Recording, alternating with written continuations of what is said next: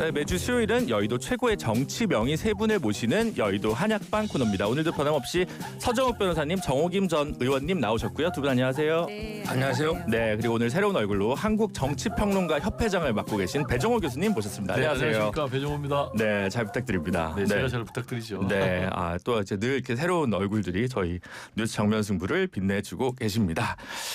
국회에서 2박 3일간 필리버스터가 이어지면서 두 개의 법안이 통과가 됐습니다. 법안 자체에 대한 논란도 있고 제1야당 대표의 24시간 필리버스터 논쟁도 있었는데 특별히 이런 두 개의 법안이 통과되면서 가장 정치적으로 주목할 장면은 뭐라고 생각하시는지 먼저 서정욱 변호사님부터. 전 두 가지만 말씀드리면 첫째 그 제1야당의 대표가 직접 필리버스터 하는 헌정사상 최초입니다. 네. 그리고 이제 그 24시간 기록도 깼죠. 박수민 의원의 17시간 깼고요. 그 내용도요. 아주 기담아 들을 만한 이런 이제 그 좋은 내용이더라고요. 이게 저는 아주 기억이 남고 두 번째는 수정안 있죠. 네. 우리가 법을 만들 때 상임위를 거치고 또 이 법사위에서 책이나 작부를 다 심사하잖아요. 그리고 본회의 오거든요. 그런데 본회의에서 사소한 걸 고치는 건 모르겠는데 이런 식으로 본질적인 내용이 본회의에서 바뀌면 입법 절차가 형이화돼 버리는 거죠. 이게 다른 법하고 모순될 수도 있고 여러 가지 문제가 많아요. 네. 진짜 저는 이게 입법 절차 맞는가 본회의에서 이렇게 본질적인 내용이 바뀌는 게 이거 심각한 게 문제다 이렇게 봅니다. 우원식 의장도 그 문제를 지적을 했죠. 정호김 의원님.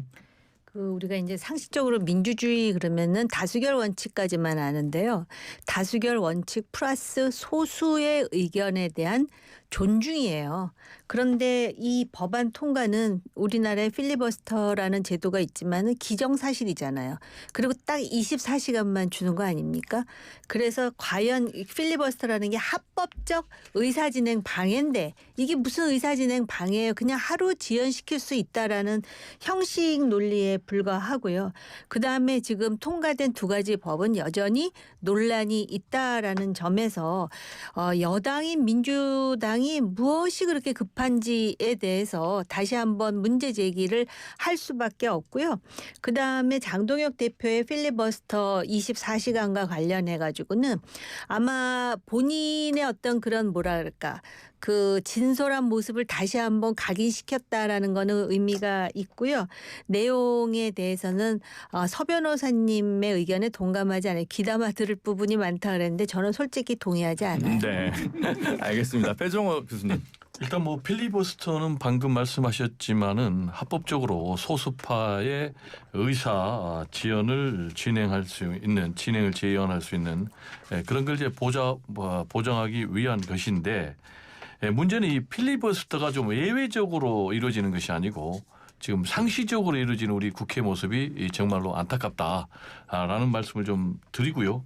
이게 이제 소수파를 보호하기 위한 합법적인 장치인데 문제는 이 필리버스터를 하는 동안에 이 소수파 정당의 의원들도 자리를 이석을 해버려요.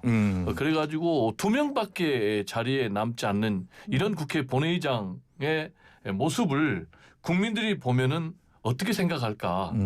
이런 모습이 계속 비춰진다면은 국민들 입장에서는 그렇다면은 이러한 좀 법이 좀 남발되는 그런 걸 좀 막기 위한 장치도 필요하지 않나 이런 문제 제기가 나올 것 같아요. 그래서 지금 민주당에서는 일단 5분의 1 이상 그래서 재석 60명은 넘어야만이 이 필리버스터를 할 수 있도록 하자라는 이제 그런 법안을 국회 법사위를 통과시켜 놨거든요.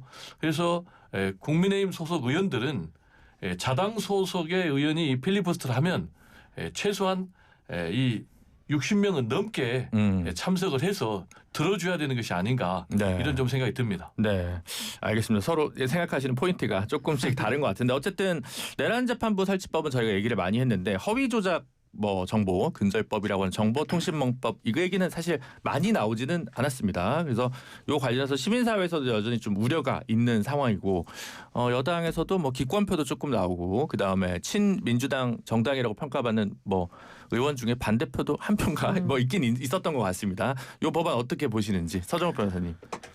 저는 이런 게 우리 표현의 자유가 헌법의 자유 중에 아주 중요한 자유입니다. 그런데 문제는 이제 고의로 아주 악의적으로 허위를 했다면 네. 처벌할 수 있겠지만 그런데 본인은 허위가 모르고 믿었는데 진실이라고 생각했는데 허위가 될 수도 있잖아요. 네. 이런 경우는 이게 좀 면책 조항이 우리 물론 이제 판례상 인정되지만 법률로도 이게 좀 면책이 즉 상당한 이유가 있다. 진실이라고 믿을 만한 이런 경우는 좀 면책 조항을 분명히 좀 확대해야 된다. 지금 처벌 조항만 징벌적 배상으로 이게 5배나 늘려놨어요. 네. 이거 너무 가혹한 게 아닌가 500까지. 그럼 이게 어디 배상 무서워서 누가 이 유튜브나 언론들이 방송할 수 있겠습니까? 최선을 다하다 보면 5분 나요. 근데 이런 경우에 무조건 5배를 물려라. 좀 너무 가혹하다. 이렇게 보고 어디서는 면책 조항을요. 좀 이게 넓혀야 된다. 이렇게 봅니다. 근데 요즘 왜 이게 너무 손해배상 위자료가 우리나라가 적다 보니까 그거 물더라도 그냥 방송하고 말지 이런 유튜버 분들도 사실 일부지만 있잖아요. 그래서 여기에 대해서는 어떻게 규제를 하면 적절할지 생각해 보시는 근데 게 그거는 있을까요? 판례가요. 네. 한 배를 물리더라도 이게 너무 적은 거죠. 그러니까 중단 명예훼손인데 뭐 500만 원 배상해라. 네. 1000만 원 배상 이런 거 있잖아요. 네. 옛날에 그 유시민 그것도 500만 원 뭐 한동훈 한테 이런 게 있죠. 네. 저는 한 배를 해도 이게 한 3천만 원, 5천만 원 물릴 수 있거든요. 네. 그런데 이 5배를 해도 뭘 기준하느냐. 네. 이게 문제 있기 때문에 그냥 그거는 판례에서 조금 현실화시킬 필요가 있죠. 네. 정의임 의원님 어떻게 보십니까? 그 유튜브라는 새로운 어떤 그 소통의 그 방식으로 우리 사회 전반 정치는 말할 것도 없고 상당한 변화가 일어났는데 특히 그것이 전달될 때 이것이 가짜 뉴스나 허위 사실이 전달됨으로써 보는 폐해도 적지 않은 것은 사실이에요. 그런데 이제 이것을 소위 이제 징벌적 손해배상을 하고 그다음에 해당 정보가 불법이나 허위나 조작이면은 이제 해당이 된다라는 것인데 문제는 뭐냐면은 유튜버들 중에 그 경제적인 어떤 그 잘못된 자본주의적인 이해관계 때문에 의도적으로 가짜 뉴스를 퍼뜨리는 사람도 있겠지만 자기가 잘 모르고 허위인지 모르고 조작인지 모르고 하는 경우에 그러면은 이거를 어떻게 판단할 것인가? 그리고 그 판단이라는 게 굉장히 주관적일 수도 있는 거 아니겠습니까? 그렇기 때문에 이러한 그 법안에 대해서 진보 진영에서 오히려 굉장히 우려하고 지금 비판하는 그런 상황이 벌어지고 있고요. 그다음에 이제 권력을 가진 사람들이 자신과 관련한 기사에 대해서 소위 입틀막을 이제는 더 효과적으로 할 수 있다라는 그리고 이게 그렇습니다. 이런 식으로 이제 그 소송으로 들어가잖아요. 그러면은 그 권력이 있다든지 돈이 있는 사람은 오히려 그 상당히 유리해지는 반면에 사실은 그 어떤 선의에 또는 어떤 고의가 없는데 자기가 발표한 어떤 정보가 허위라고 알려져 갖고 그 이제 소위 피고가 되는 피고소인이 되는 경우에는 그 소송과 관련한 부담도 엄청나게 크거든요. 그래서 이것이 권력자들에 의해서 악용될 소지가 훨씬 넓고요. 그다음에 지금 이거 있잖아요. 사실적시 명예훼손. 특히 사회 공직자라든지 공인과 관련해 가지고는 이거는 공공의 이해와 관계되는 거 아닙니까? 그런데 사실을 적시하더라도 명예훼손이 된다면 이거를 어쨌든 형법상 조처를 취할 수 있는 그런 문호를 열겠다라는 거 아니에요. 원래 있기는 했었죠. 네. 그런데 네. 이거는 네. 소위 공공의 이익과 관련된 것은 위법성이 조각된다라는 전제는 있었는데 이거를 이런 식으로 해서 새로운 그러한 어떤 그 과징금이나 법을 이런 허위 걸 조작 할수 정보 있는 게. 근절법을 만든다라는 것은 사람들로 하여금 자기의 생각이나 어떤 표현 자체가 굉장히 위축되는 결과를 낳거든요. 그러니까 미국에서 대통령들이 얼마나 흥분합니까? 언론이나 유튜버에 대해서 가짜 뉴스다, 페이크 뉴스 하면서 이걸 법으로 만들겠다는 생각들은 안 하는데 한국은 하더라고요. 알겠습니다. 평론가 협회 회장이신 김대중 교수님. 네, 일단 뭐 우리 정 의원께서도 말씀하셨지만 이 유튜브의 허위 왜곡 정보에 의한 이 사회적인 피해는 굉장히 심각한 수준에 와 있다. 네. 그래서 법적 제도적인 장치는 필요하다라는 부분에 대해서는 좀 분명히 말씀드리고요. 다만 이 정보통신망법을 국회 본회의에서 처리하는 과정에서 좀 더 사회적인 수기 과정을 좀 거쳤으면 네. 그리고 또 최종 법안이 통과 처리되기 전에 좀 더 치밀한 그런 법안이 마련됐으면 하는 생각은 저도 떨쳐내기 좀 어렵고요. 네. 특히 이제 말씀하신 대로 시민사회라든지 언론계에서 굉장히 우려를 표시했는데 그 과정에서 좀 보완이 된 부분도 있어요. 있긴 있죠. 일단 네. 단순 허위 정보 유통 금지 이 부분은 좀 빠졌고 뭐가 허위 정보냐, 뭐가 조작 정보냐라는 개념과 관련해서 너무 모호했다라는 그런 문제 제기가 있었는데 구체적으로 타인의 인격권을 침해한다라든지 또는 뭐 재산권을 침해한다라든지 또는 공공의 이익을 침해하는 정보로 구체화시켰고 내용의 전부 또는 일부가 허위인 경우 또 그리고 내용이 이제 사실로 오인하도록 변형된 정보 이렇게 좀 구체화했다라는 부분을 좀 말씀드리고 싶고 다만 그럼에도 불구하고 말씀하신 대로 사실적시 명예훼손죄 이 부분이 좀 필요한가라는 그런 부분 그리고 또 정치인 고위 권력자 그리고 대기업 고위 공직자 대기업 이런 권력자들이 이런 언론들을 상대로 해서 이 법을 탄압할 수 있는 무기로 악용할 수도 있는 것 아니냐라는 부분도 좀 귀담아 들어야 되는 그런 내용이 아닌가 생각이 됩니다. 네. 하여튼 뭐 이제 내란 재판법 때도 마찬가지인데 초안에 비해서는 상당히 우려가 좀 낮아진 법안들이 통과된 건 맞는 것 같습니다. 그냥 중립적으로 그렇게 놓고 보면. 근데 이제 앞으로 이 법이 어떤 효과를 불러일으킬지 변호사 시장이 오히려 활성화될 수도 있을 것 같고 유튜버 시장은 축소될 수도 있을 것 같은데 양자를 다 양수 겸장을 하고 계신 서정욱 변호사님 어떻게 보세요? 한 번만 더 그러니까 여쭤보겠습니다. 이렇게 되면 이제 뭐 소송이 막 남발할 수 있겠죠. 네. 5배니까 뭐 성공 보수도 많을 거고 이게 저는 상당히 문제고요. 아마 그 중에 그 윤석열 대통령하고 관계되는 내란 전담재판부 있잖아요. 요거는 이제 아마 강하게 중대 결심을 한다고 하거든요. 중대 결심이 뭐냐?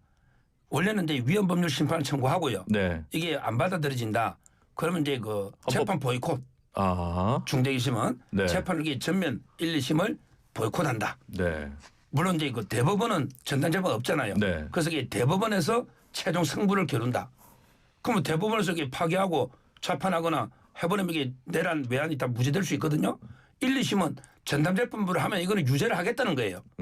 따라서 이 재판에 덜덜이 쓸 이유가 없잖아요. 제가 이제 그 좀 확인해 보니 중대 결심이라는 거는 재판 보이콧까지 박근혜 대통령이 길을 가겠다. 아, 그러니까 아예 근데 그냥 박근혜 대통령도 재판 보이콧했잖아요. 재판에 출석하지 않는다는 얘기죠. 그렇죠. 그냥 그러니까 보이콧. 인정할 수 없다. 인정할 수 없다. 다른 방법은 없지만. 예, 그게 아마 중대 결심으로 보입니다. 아니 다 좋은데 그것도 뭐 본인의 의사에 따라 하는 거잖아요. 그렇죠. 다 좋은데 그렇게 되면 대법원에서 자동적으로 파기 자판 운운하시는 거는 좀 너무 오버하시는 거라 이렇게 생각합니다. 재판은 오히려 더 빨라지겠네요. 왜냐하면 아니 그리고 이제 이 우리 저 서 변호사 논리에 굉장히 좀 허점이 있는 게 아니 논리는 아니고 이건 이제 정보니까. 아니, 정부가 뭐 본인의 논리가 섞여가지고 나오니까 왜냐하면 네. 그러면은 유죄인 사람이 보이콧하면 무죄가 됩니까? 그건 아니죠. 네. 박근혜 전 대통령이 재판 보이콧한다고 무죄 나왔습니까? 결국 유죄는 유죄인 거예요. 그래서 죄를 지었으면 거기에 대해서 합당한 그런 이제 결과를 받아야 되는데 윤석열 전 대통령 12.3 이 비상계엄이 불법이다. 이미 헌재에서 탄핵을 했잖아요. 그리고 이제 형사재판 남았는데 본인이 정당하고 떳떳하다면 빨리 본인이 무죄라고 생각한다면 여기서 판단을 받아야 되는데 보이콧한다는 자체가 유죄를 스스로 인정하는 그런 행동 아닌가 생각이 됩니다. 네. 이거 윤석열 전 대통령 재판 보이콧 이 부분은 허위 조작 정보는 아니죠? 네. 제가 이게 인척에서 정통한 소식통. 제가 겁이 나기 시작해가지고. 아니 중대 결심이란 게 그거 말고 없잖아요. 아니 그러니까 제가 얼핏 들은 게 네. 분명히 서 변호사는 그 들어서 이제 이렇게 정보를 제시했는데 네. 갑자기 윤석열 대통령 측에서 나 그런 말 한 적 없다 그러면 허위 정보가 돼버리는 거예요. 네. 그러니까 이게 네. 이 법 자체가 되게 위험하다는 말씀을 드리는 네, 거예요. 알겠습니다. 서정욱 변호사님 얘기하니까 이 얘기 나와야 할 텐데. 고의성이 있다면 처벌 받아야 되죠. 서 변호사. 청취를 위한 고의는 고의가 아니라 선이다 이렇게 얘기할까요? 네, 장동혁 대표 윤리위원장 인선이 좀 이제 길어지고 있는데 그 와중에 저도 한번 그런 얘기 한 적이 있는 것 같아요. 방송에서 서정욱 변호사님 윤리위원장의 하마평에 있다 이런 얘기가 있던데 이거 허위 조작 정보입니까? 추천은 한 사람이 있었는가 봐요. 아. 근데 뭐 제가 이제 그 워낙 비윤리적인 사람이라서 네. 저는 윤리위원장을 까면 안 돼요. 아. 저는 그래서 이게 뭐 도태호 변호사도 아닌 것 같아요. 오늘 김재원 최고위원하고 제가 대담을 했는데 네. 그 의논된 적은 없고요. 네. 아마 이제 그 지금 고심의 고심을 거듭하고 있는 것 같아요. 왜냐하면 이게 윤리위원장이 좀 강성 우파가 오면 네. 앞으로 이게 그 한동훈 대표나 김종익 징계가 있잖아요. 네. 또 이게 여상원 변호사처럼 이게 좀 약간 중도적인 네. 이런 분이 오면 또 이게 징계가 약해지잖아요. 네. 따라서 이제 그 윤리위원장을 누가 하느냐 이게 엄청나게 지금 중요한 문제고 장동혁 대표가 고심에 고심을 거듭하고 있다. 그러게 제 생각에 오래 끌 수는 없어요. 이미 그 당무감사 오기 때문에 네. 따라서 조만간 임명은 되지 않을까. 이게 근데 약간 저는 아니고 도태우도 아닌 거죠. 내란 전담 재판부 비판하듯 징계 전담 재판부를 정하는데 너무 장심이 많이 들어가는 거 아닙니까? 이러면 아니 그건 당 대표의 고유 권한이고 고유 또 권한이다. 윤리위원장이 있다 해서 다 되는 거 아니고 또 윤리위원들도 구성해야 되잖아요. 네. 그거는 이게 뭐 저는 고유 권한이에요. 알겠습니다. 아니 일단, 왜냐하면 네, 말씀해 주세요. 우리가 서정욱 변호사가 왜 윤리위원장에 지금 검토되고 있다는 보도가 나오는가 네. 이게 굉장히 중요한데요. 서정욱 우리 변호사하면 옆에 있지만은 네. 굉장히 친윤 예? 변호사 그리고 또 뭐 윤석열 전 대통령하고도 굉장히 소통이 잘 되는 그런 변호사로 네. 지금 평가를 받고 있잖아요. 네. 그렇기 때문에 우리 서정욱 변호사가 거론이 되고 있다고 봐요. 그 얘기는 지금 이제 장동혁 대표가 윤리위원장에 누구를 선택할 거냐. 결국은 친윤 그런 이제 윤리위원장을 선택을 해서 한마디로 자신의 칼로 삼겠다라는 이제 그런 계산 아니겠어요? 그리고 이제 지금 뭐 고심에 고심을 거듭하고 있다는데 전혀 고심 안 하고 있고요. 네. 제가 볼 때는 이미 강성 친윤으로 선택이 돼 있고 시기를 조절하고 있는 것은 사실이다. 왜냐 지금 한동훈을 쳐야 되느냐 네. 아니면 좀 더 있다가 쳐야 되느냐 이런 정무적 계산만 하고 있다. 그러면 좀 배정호 생각합니다. 교수님의 판단에 따르면 네. 서정욱 변호사는 과거 친윤이었지만 지금 네. 충분히 윤어겐이 아니기 때문에 윤리위원장으로 선택받지 못했다. 이런 주장이신 거네요? 아니 본인이 이제 윤어겐 아닌지도 사실은 검증을 해봐야 되는데 그건 속내까지는 모르죠. 네, 사실 적시에 의한 명예훼손인지 허위 사실 적시에 의한 명예훼손인지 잘 모르겠습니다. 정의변 이 장동혁 대표 윤리위원장 인선 강경 모드로 그냥 갈 거라고 보십니까? 그러니까 이렇게 뭉개고 뜸을 들이고 있는 거 아닐까요? 아니, 아예 정말 그 24시간 그 필리버스터가 내용은 차치하고 어쨌든 강인한 정신력과 의지를 보여줬잖아요. 네.